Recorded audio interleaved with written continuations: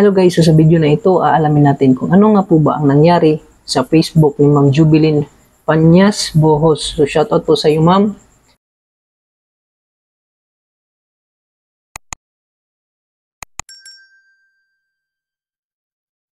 So ang nakalagay po dito is, your earning of $0 have expired on February 5. To start earning again and get paid, you'll need to complete setting up your payout account. So, ang nilagay po niya dito sa itaas is, guys, pa-help naman o kung paano ito bayaran, guys, kasi mag-expire na po ito now February 5.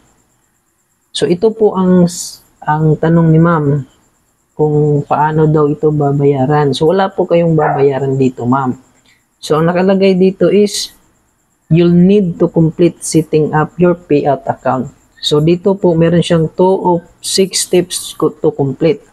So, ang nangyari po dito kay ma'am is, hindi niya po na set up yung tax information na hinihingi ni Meta. Kasi, meron na po siyang earnings or siguro nagkaroon na po siya ng earnings sa Star.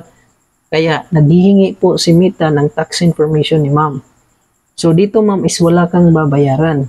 Ang gagawin nyo lang po is mag-fill up kayo sa tax information para kayo ang babayaran ni Meta sa inyong earning within this month.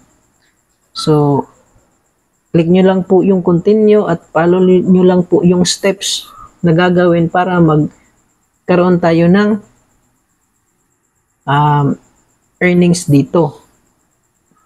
Madali lang po to guys kasi ito po yung tax information na hinihingi ni Facebook sa atin. So, yan lang po ang aking may sasagot o maibibigay na kaalaman at maraming salamat. Sana supportan niyo ang aking Facebook page at YouTube channel. Maraming salamat.